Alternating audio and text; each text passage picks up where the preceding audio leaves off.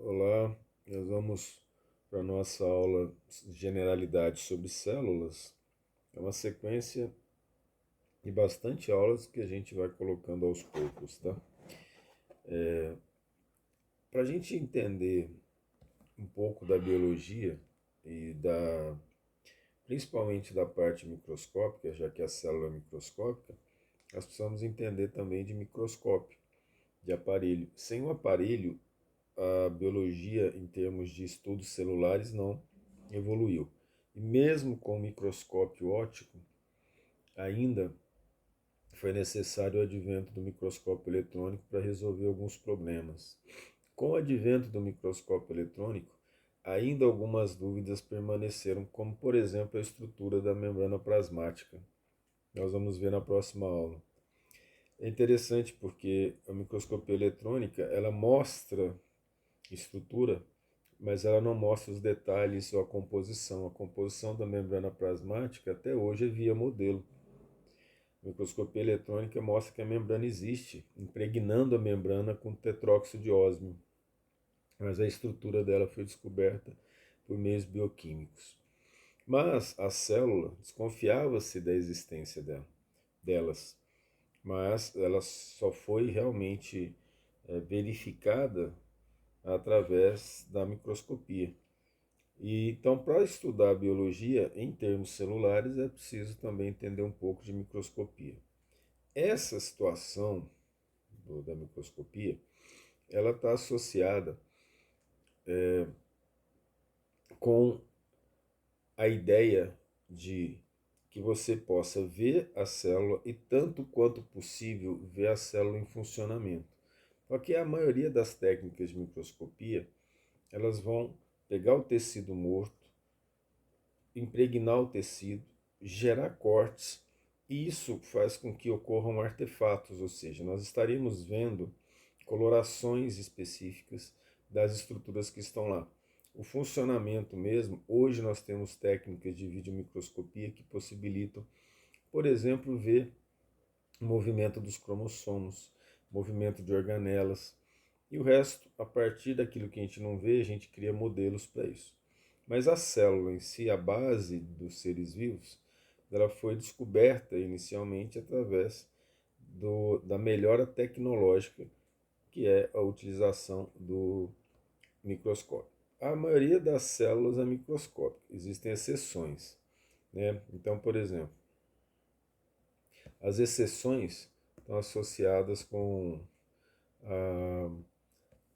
a célula, o ovo, né? O pessoal acha que o ovo, ele,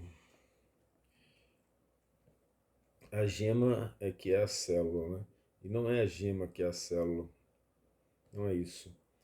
É uma partezinha da gema. Então vou representar aqui, ó.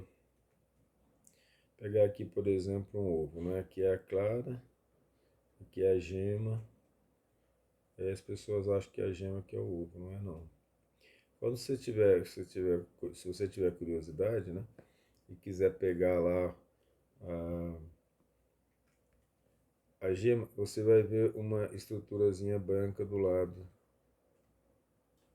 Parece que está unida assim por dois braços na gema.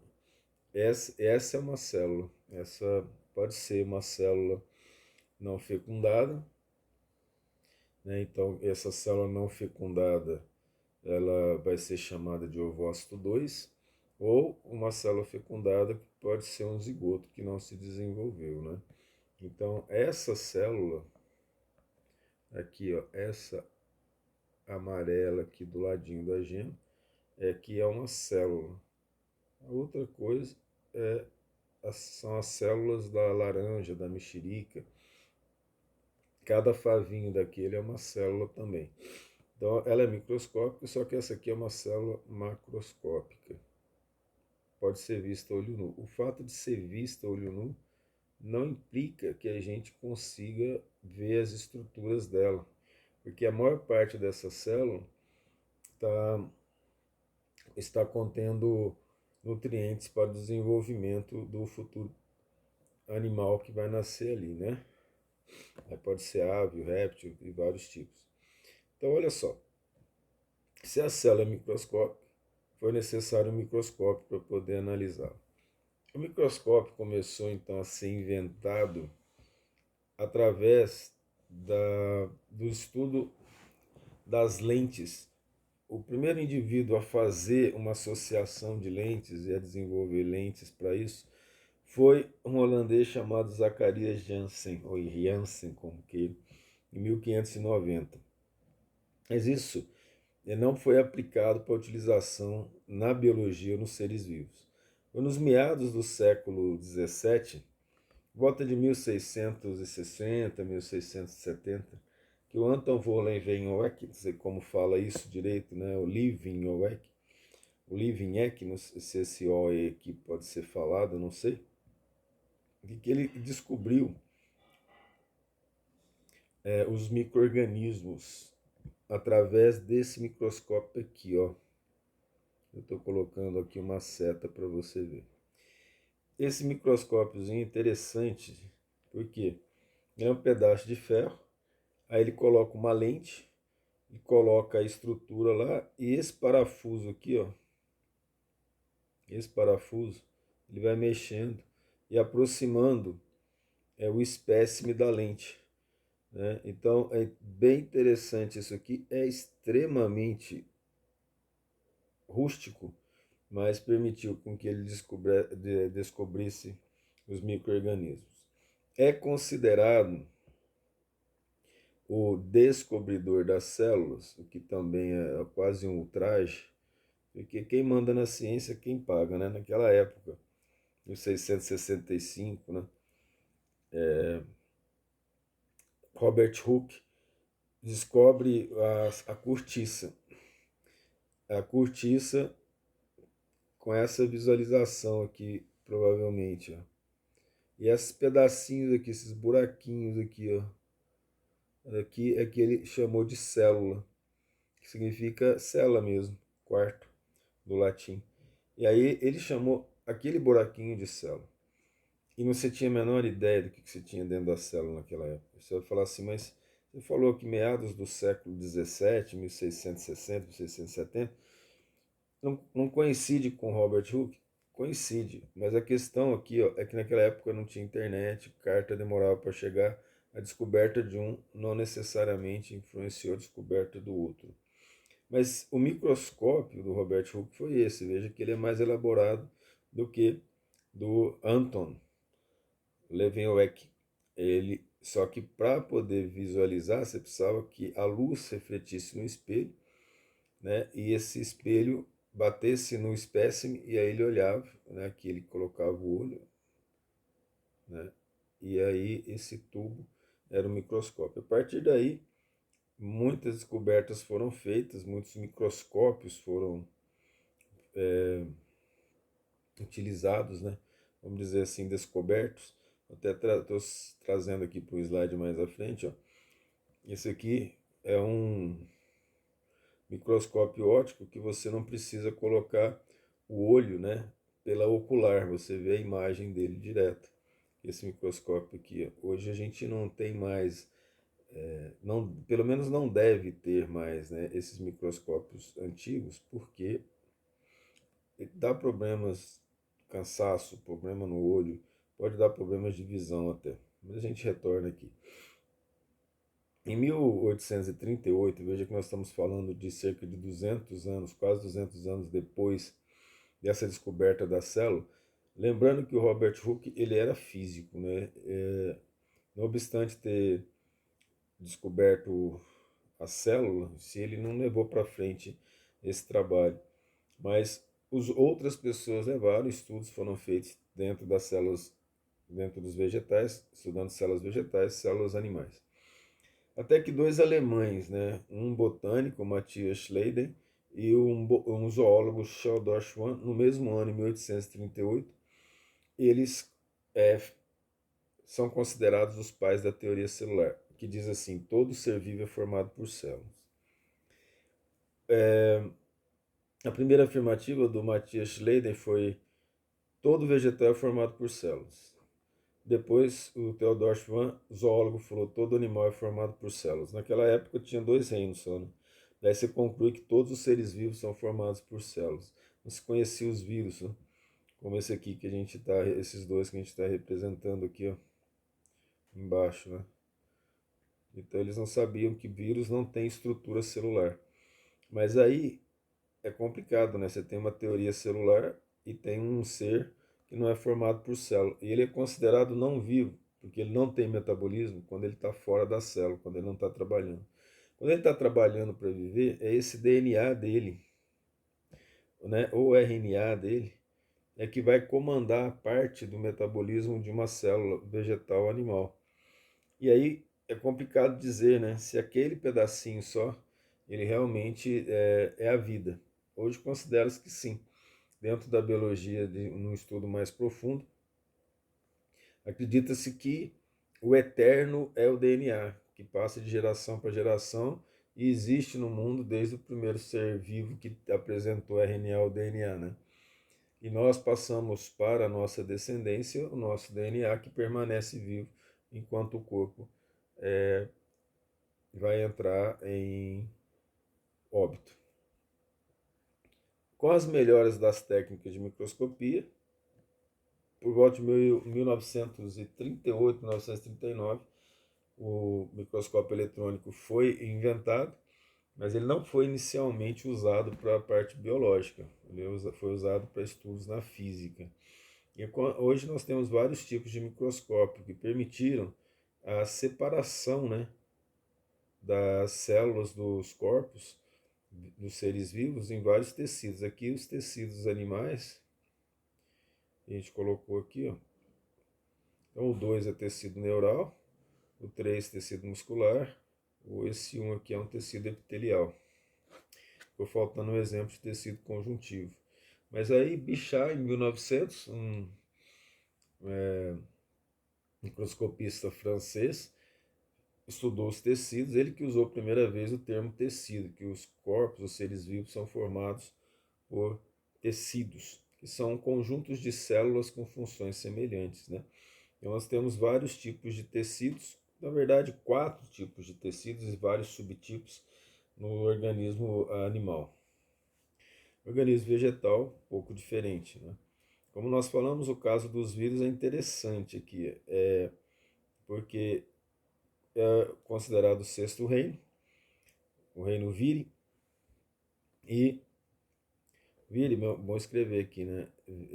A gente, se for ler não do latim, vai falar virai ou virai. É esse aí aqui a gente fala como e. Então esse reino, esse sexto reino, tem seres que só apresentam características vivas comandando parte do metabolismo do DNA das células vivas. E aí eu entro numa questão interessante que é assim, os professores costumam dizer que não sabem se os vírus estão vivos ou mortos, né? Não se chega a essa conclusão. Então ele está morto quando não está dentro da célula viva, porque não apresenta metabolismo, é um estado estático, e vivo quando está dentro da célula, mas parcial, né? E enquanto que você vai dar o conceito de vacina, aí diz assim, formado por vírus mortos ou extenuados. Se ele está morto é porque ele já foi vivo um dia, né? Interessante esse conceito. E a partir dessas melhoras das técnicas de microscopia e técnicas bioquímicas, foi possível estudar as organelas, que são os componentes das células. E as organelas apresentam funções importantes e funções que mantêm a célula viva, logo mantém o organismo vivo. Uma estrutura celular, não é nem organela, é uma estrutura supramolecular que mantém as células unidas.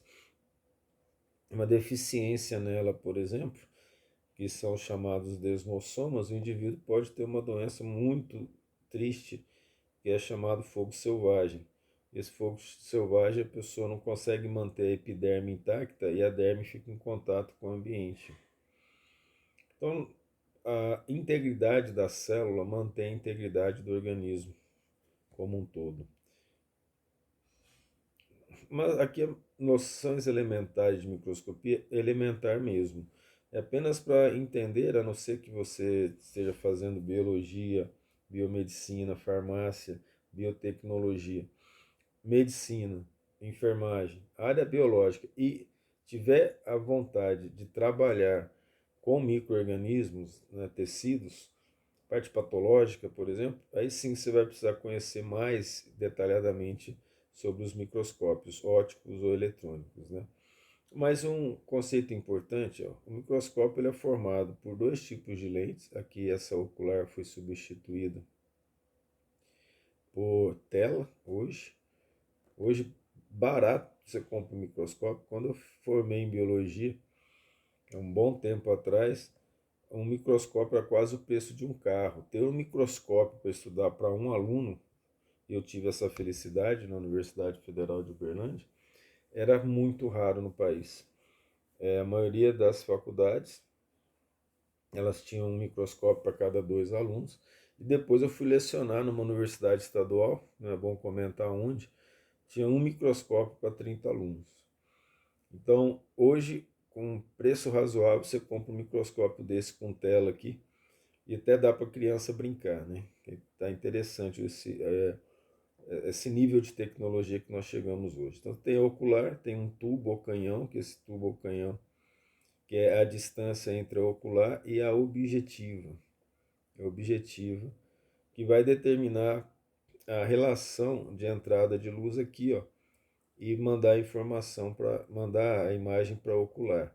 A ocular tem um aumento fixo, a objetiva cada uma tem um aumento fixo, mas existe um revólver aqui que você modifica para colocar o tamanho da ocular, que normalmente varia de 4 a 5 vezes a menor tamanho da objetiva, quer dizer, de 10 vezes, 40 vezes e 100 vezes. Aí você multiplica o tamanho do objetivo, o aumento do objetivo, pelo aumento da ocular. Faz a multiplicação. Então, por exemplo, temos uma ocular que aumenta 4 vezes. Temos uma objetiva. Normalmente a ocular aumenta 10, tá? A objetiva costuma com 4, né? Aumenta iniciar com 4. Ocular, vamos colocar 10 vezes. Vamos colocar uma objetiva que aumenta 40 vezes. Então, o que vai haver aqui? O aumento vai ser de 10 vezes 40 e você vai ver a imagem 400 vezes maior. Essa platina é onde a gente coloca a lâmina. Esse condensador, ele junta os feixes luminosos. O diafragma, ele faz com que você possa escolher o principal comprimento de onda que vai chegar até o ocular. Essa lâmpada ou espelho aqui, ó, é lâmpada, um microscópio que tem, está ligado a energia, elétrico, né? O espelho, se for usar a luz solar, tem que refletir a luz do sol. A base ou pé dele, parafuso ou condensador, você mexe para cima e para baixo o diafragma e o condensador. O chariot é onde você mexe em duas dimensões, né? A, a lâmina para você localizar o ponto que você quer olhar. Esse braço é a sustentação dele. O micrométrico chama aquele que dá foco fino e o macrométrico aquele que dá um foco mais grosso. Quando você mexe nele, aumenta bastante assim a distância, né? Normalmente, numa aula de microscopia prática, isso vai ser ensinado para vocês, vai ter toda a técnica. Lá no nosso texto, desse capítulo 2 do nosso livro, está explicando todos os passos necessários para olhar o microscópio. Não é o caso de vocês de terem aulas práticas, né? Nós não teremos essa aula prática aqui via internet, online, né? O EAD. Mas, se tiver curiosidade e um dia quiser seguir essa área, você tem lá os passos para poder fazer uma boa focalização. Não adianta apenas você ter o aumento. Se você tiver um aumento grande e você não conseguir discriminar o que você está vendo, não adianta muito. Então, quando a aula era presencial, eu colocava dois pontinhos bem pertinho um do outro e pedia para alguém do fundo me falar quantos pontos que ele estava vendo. Ele falava um, eu pedia para ele chegar para frente Você chegando para frente e fala, nossa, são 2 pontos. Então, o limite de resolução é a capacidade de discriminar 2 pontos. Você pode ter um microscópio que aumenta 300 vezes, 50 mil vezes, mas se você não tiver a capacidade de discriminar 2 pontos, a imagem não vai estar nítida. Essa discriminação desses detalhes é chamado de limite de resolução. Então, um bom microscópio ele tem um bom aumento e um bom limite de resolução. No texto você vai ver algumas contas sobre abertura numérica, sobre até inclusive a incidência luminosa, né? Que nós temos o seno do comprimento de onda, mas isso é apenas por curiosidade e detalhes. Outro tipo de microscópio geral que existe é o microscópio eletrônico. Voltando aqui ao microscópio óptico, tem vários tipos de microscópio óptico. Tem o confocal a laser, por exemplo, tem de câmara clara, tem de câmara escura. Esses microscópios permitem, alguns como o confocal a laser, por exemplo, que se veja a célula viva, colocando ali uma colônia para poder observar. Também não é o caso entrarmos nesses detalhes. O microscópio eletrônico ele tem de transmissão, tem o de varredura, tem o de força atômica e tem outro microscópio que jogava elétrons sobre uma estrutura, você conseguia criar a imagem de um, um espécime vivo. Né? Na demonstração dele, que foi por volta no final da década de 90, ano 2000, aí houve um problema sério, porque colocaram a formiga lá para olhar e a formiga, em menos de 2 minutos, ela morreu devido à radiação de elétrons. E aí isso gerou um problema sério. Como é que você vai colocar, por exemplo, um rato lá ou outro animal para poder ver detalhes da estrutura externa, no caso, e o animal vai morrer, né? Então, esse microscopia eletrônica para seres vivos, muito complicado. Mas, sim, houve uma tentativa disso. O microscópio eletrônico que mais serve para a parte biológica é o de transmissão, chamado esse aqui, que é esse aqui, que a gente está vendo. Ele aumenta até 1 milhão de vezes, mas aí você perde muito o limite de resolução. A maioria das estruturas da microscopia eletrônica a gente consegue ver, que é possível de ver a microscopia eletrônica, né? 200, 300 mil vezes. Essa célula aqui, isso aqui é uma célula de Purkinje, isso aqui que eu estou fazendo é o núcleo. Normalmente o pessoal acha que essa aqui é a célula, e esse aqui é o nucleolo, eles acham que é o núcleo. Mas a célula está aqui, ó, passando. Como é que eu sei disso, né? Porque fui eu que fiz mesmo. E esse aqui é uma bainha de mielina que está aqui do lado, ó, parece uma carinha, né? O mitocôndrio dentro. Aqui é o complexo de Golgi. Mas essa célula aqui, se foi um projeto de pesquisa na graduação. Então, que a gente fez a microscopia eletrônica. A gente consegue, então, ver essas partes, esses pontos pretos, mas a célula não é preta, é cinza e branca. Isso aqui é porque você faz um contraste. E aí um feixe de elétron, ao invés de um feixe de luz, que é a diferença do microscópio óptico para o eletrônico, bate no espécime e aumenta até 1 milhão de vezes. Aumentar 1 milhão de vezes é muito difícil. Quando você chega a 300 mil, 400 mil vezes, você já perde o limite de resolução. Aí você não consegue discriminar 2 pontos. Né? O microscópio eletrônico, o limite de resolução dele é bem melhor que o microscópio óptico. E a capacidade de aumento também. Então, para algumas coisas é bem interessante utilizar. Aqui nós fizemos uma comparação de... Esse aqui é um neurônio de Purkinje, esse que está aqui a gente colocou em vermelho. Aqui, esse aqui é um neurônio de macaco, também é material nosso, macaco prego. Isso aqui é um neurônio motor, né, que tem esse formato aqui. Essa é a microscopia óptica dele, é o que você vê, ó. A gente não está conseguindo ver o núcleo, o nucleolo, algumas vezes até vê, né, aqui. Veja só que interessante, a gente não consegue ver. Então, veja que tanto em aumento quanto em resolução, né, o microscópio eletrônico acaba sendo melhor. E como é o elétron que gera a imagem, nós chamamos de eletromicrografia e não de fotomicrografia, quando a gente vê uma imagem de microscopia eletrônica. Não cabe entrar em detalhes, mas o microscópio eletrônico de varredura, ele joga elétron na superfície de um material que a gente quer olhar, então a gente acaba vendo a superfície dele. E não precisamos entrar muito mais em detalhes, mas saber que essa diferença que é possível até enxergar estruturas bem pequenas com microscópio eletrônico. No caso de uma membrana plasmática, por exemplo, ela está fora do limite de resolução da microscopia eletrônica, no sentido de que você consegue ver a membrana plasmática. Então aqui, por exemplo, eu vou até apagar aqui. Não, aqui não dá para ver nesse tamanho claramente. Aqui dá, eu vou colocar aqui. Essa região aqui, ó, é uma membrana que é a membrana do núcleo, né, chamada de envoltório nuclear, antigamente chamada de carioteca, não é o nome correto. É possível ver aqui. Mas não é possível que a gente faça uma discriminação entre a bicamada, por exemplo. Algumas proteínas, a gente consegue ver a proteína marcada no microscópio eletrônico, mas não os detalhes dela, né? Então, aquilo que a gente não consegue ver é porque ultrapassou a capacidade do limite de resolução da microscopia. Aqui, só para vocês terem uma ideia da diferença, né?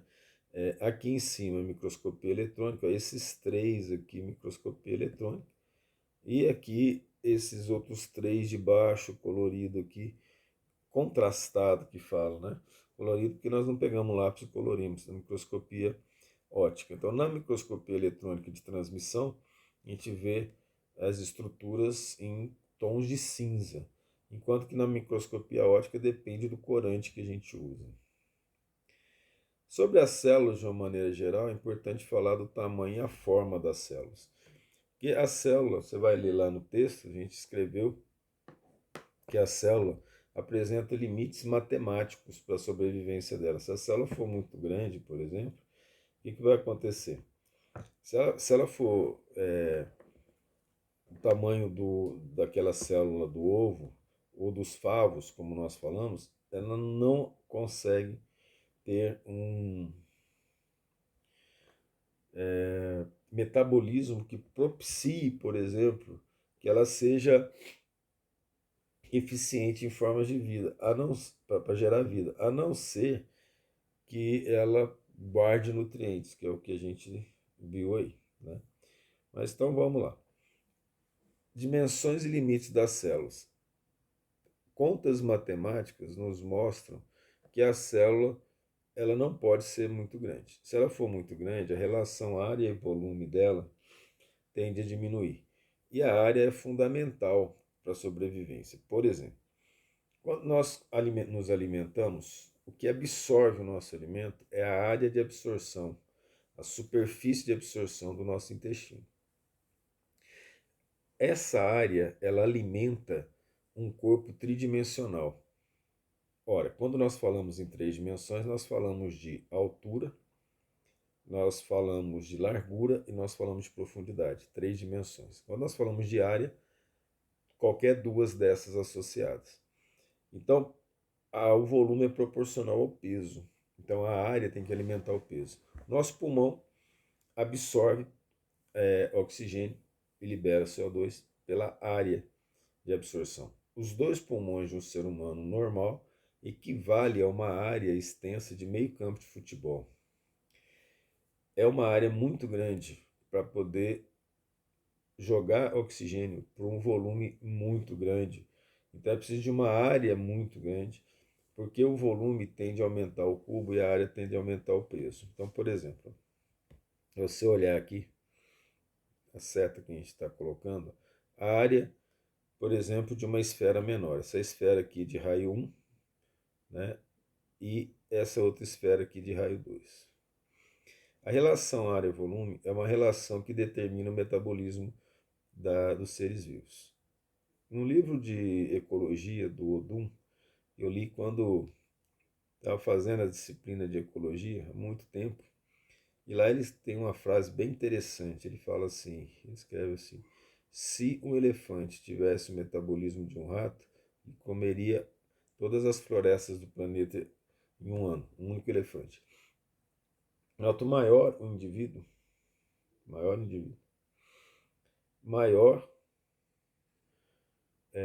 menor vai ser o seu metabolismo. Por quê? Porque a área de absorção, a área que gera vida, aumenta elevado ao quadrado, mais o volume elevado ao cubo. Então, uma continha simples aqui, ó. Olha só. A área é 4πr ao quadrado, a esfera menor aqui, né, 4π de área, 16π no maior, o volume 4/3 de π e da esfera maior 32/3 de π. Você pode fazer as continhas para ver que a relação área-volume, olha que interessante, da esfera menor é o dobro da maior. O que é a relação área-volume? É a relação da área que absorve para sustentar o volume, que é a vida. Então, quanto menor o indivíduo, maior a sua relação área-volume, maior o seu metabolismo. Quanto maior o indivíduo, melhor a sua relação área-volume. Para você ter ideia, vamos dizer aqui, ó, a gente for pegar aqui, ó, 2 vezes 2, 2 ao quadrado, 2 ao quadrado, 4. 2 vezes 2 vezes 2, 2 ao cubo, 8.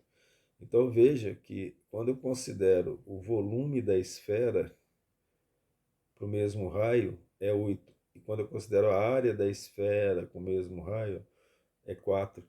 Então essa esfera tem que absorver oxigênio, por exemplo, num valor 4 para alimentar um volume de 8.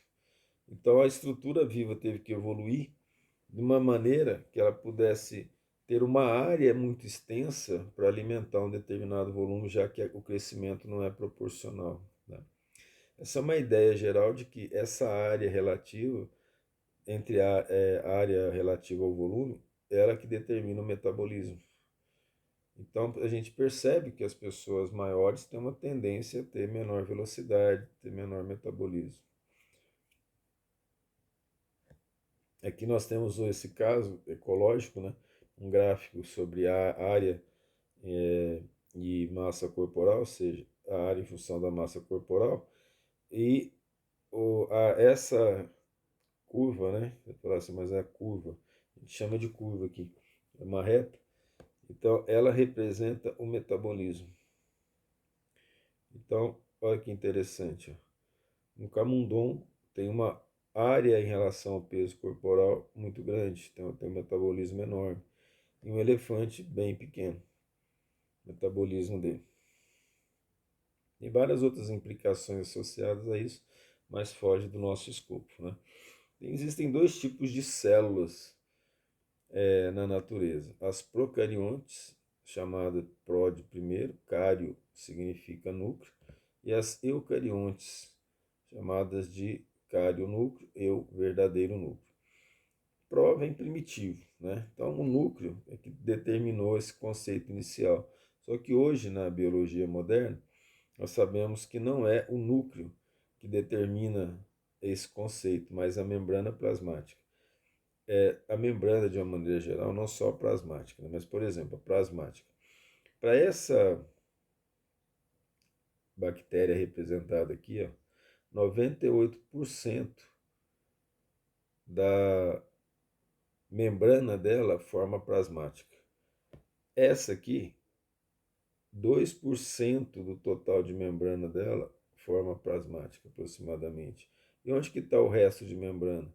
Então tem membrana envolvendo as mitocôndrias, tem membrana envolvendo o núcleo, tem membrana envolvendo o retículo endoplasmático, que ele é formado de membrana, centríolos não, tá?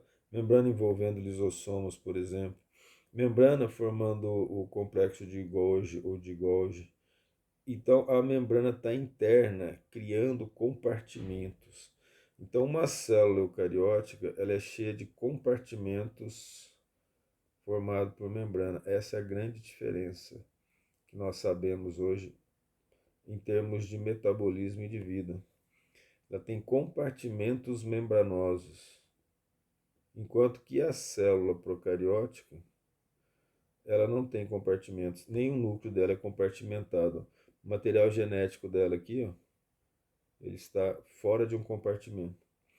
O que ele tem aqui é uma projeção da membrana plasmática, que é a área respiratória dela, chamada de mesossomo, de algumas bactérias, né? O resto não tem. Esse plasmídio aqui, ó, uma bolinha, isso aqui é DNA da bactéria, né? Então veja que situação interessante. Apesar de nós aprendermos que a diferença entre células procariontes e eucariontes é a questão do núcleo, de fato nós podemos dizer que as procariontes não têm núcleo, porque para ter um núcleo ela precisava ter um envoltório, né? Esse é o ponto principal que a gente precisa considerar aqui. Mas a membrana é que determina toda a capacidade metabólica entre uma célula procarionte e eucarionte. Você deve estar lembrado lá do seu ensino médio, as células procariontes são as algas cianofíceas e as bactérias, e as células eucariontes são vários tipos, definidos pelos tecidos e até organismos unicelulares, né? Alguns dizem que procarionte não deve ser chamado de célula, deve ser chamado de apenas cianofícia ou bactéria, mas não funciona assim, é um tipo de célula, né? As células, de uma maneira geral, além da membrana plasmática, elas têm as paredes celulares. Vamos voltar aqui um pouco, vamos falar assim, de que uma célula é formada? Ela é formada por membrana plasmática, formada pelo núcleo ou material genético e as organelas que estão nela. Nem tudo é organela. Centríolo não é chamado de organela, centríolo é chamado de estrutura supramolecular, porque não tem membrana envolvida. Para ter membrana envolvida é organela. Essa parte aqui, ó, veja, parede bacteriana, está aqui envolvendo a bactéria, nem todas as células têm. As células eucariontes, algumas têm, as vegetais e as de fungo. E ela tem importância patológica. Algumas bactérias que apresentam a parede celular com algumas características apresentam patologia ou não. Então, as paredes celulares têm bactérias, e aí procariontes, e fungos e vegetais eucariontes. Ela protege esses seres e tem também uma função de sustentação.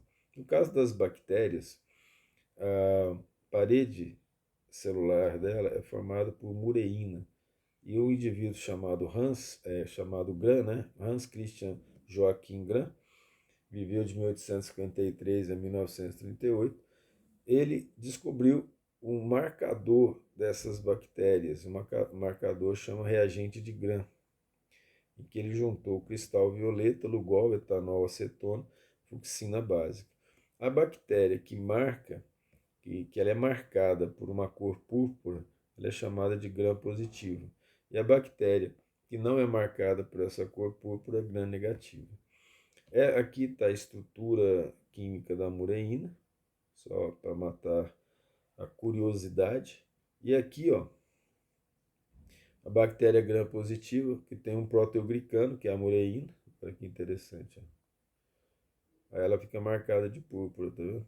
E a outra não, a gram negativa ela tem lipossacarídeos em volta dela que protege a mureína mais embaixo, essa peptidoglicana, e ela não é marcada de cor púrpura. Na microscopia a gente enxerga assim, ó. Está vendo aqui as bactérias gram positiva em cor púrpura e as grãs negativas numa outra cor qualquer, que não é púrpura, tá?